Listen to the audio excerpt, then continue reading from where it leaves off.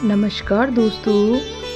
जब बर्बरीक 13 वर्ष के थे तब उन्होंने बड़े से बड़े दैत्यों का विध्वंस किया था। तो ऐसा क्या हुआ जिसके कारण हुआ बर्बरीक और परशुराम के बीच भयानक युद्ध। तो दोस्तों आइए जानते हैं। वीडियो को शुरू करने से पहले अगर आप पहली बार हमारे चैनल पे आए हो तो चैनल को सब्सक्राइब कर ले और बेल आइकन को जरूर दबाएं। जब मैत्रेय ऋषि भोलेनाथ की अखंड तपस्या करने बैठे तभी वहाँ बहुत कुछ दैत्य उनकी तपस्या को भंग कर रहे थे। तभी उनकी माँ वहीं से पानी लेके गुजर रही थी।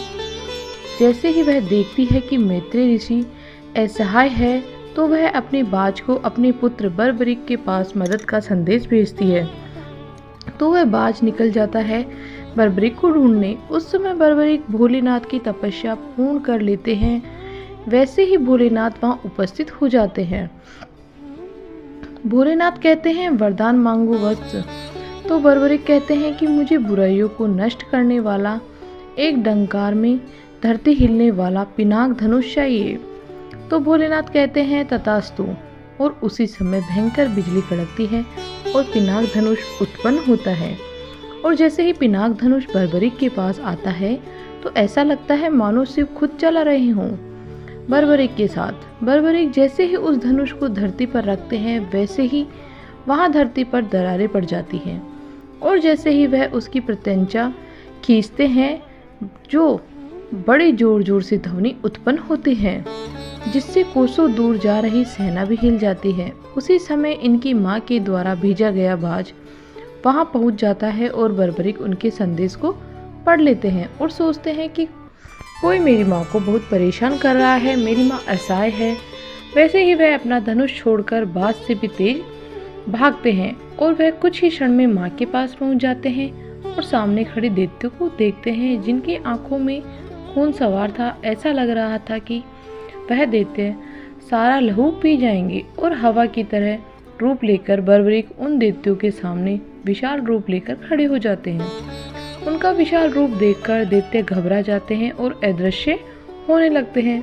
उससे पहले बर्बरीक उनका गला पकड़ लेते हैं और उन्हें एक दूसरे से लड़ाकर उनका सर फोड़ देते हैं और कहते हैं मेरी माँ को दुविधा में डालने वाले का असर यही होगा। तभी उनकी माँ कहती है पुत्र इन्होंने मेरा नहीं मैत्रेय ऋषि का तिरस्कार किया है। तो बर्बरीक कहते हैं मेरी भूल माफ करें माँ।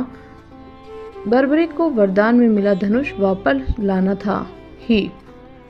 तो वह वापस जा ही रहे होते हैं तो उनकी माँ कहती है पुत्र जब तक ऋषि मुनि का यज्ञ पूर्ण नहीं होता तुम्हें यहीं रुककर इनकी यज्ञ में आने वाली बाधाओं का काल बनकर रोकना होगा। और वह वहां से चली जाती है। उसी के 2 दिन बाद जब वहां 2 राक्षस आते हैं तो उनके यज्ञ में बाधा उत्पन्न करते हैं। तभी बर्बरीक एक को मौत के घाट उतार देते हैं और दूसरा बहुत दूर उठाकर फेंक देते हैं। ऐसे 10 दिन समाप्त हो गए तो बहुत दूर से एक बाण उस ऋषि की तरफ आता है। तो बर्बरीक उस बाण को अपनी तलवार से काट देते हैं और वह देखते हैं कि बड़ी दूर से क्रोध में परशुराम उनकी तरफ बढ़ते हैं। तो बर्बरीक उन्हें प्रणाम करते हैं तो परशुराम बिना कुछ कहे उस ऋषि मुनि की तरफ क्रोध में बढ़ते हैं। तभी बर्बरीक कहते हैं कि रुक जाइए आप। तभी परशुराम ऋषि की गर्दन काटने जा ही रहे थे। तभी बर्बरीक उनके परसे की अपनी तलवार से रोक लेते हैं। तो इससे परशुराम बहुत ज़्यादा क्रोधित हो जाते हैं और गुस्से में बर्बरीक को ललकारते हैं कि तुम्हारा इतना दुस्साहस कि तुमने मेरे परसे को रोक लिया, मैं तुम्हें युद्ध के लिए चुनौती देता हूँ। तो वह कहकर आपस में दोनों का युद्ध शुरू हो जाता है। तो दोस्तों इसके बाद आखिर क्या हुआ कि आखिर इन दोनों में से कौन जीता, परशुराम या बर्बरीक, और यह युद्ध कितने समय तक चला, इसकी जानकारी के लिए मैं लेकर आऊँगी जल्द ही दूसरा भाग।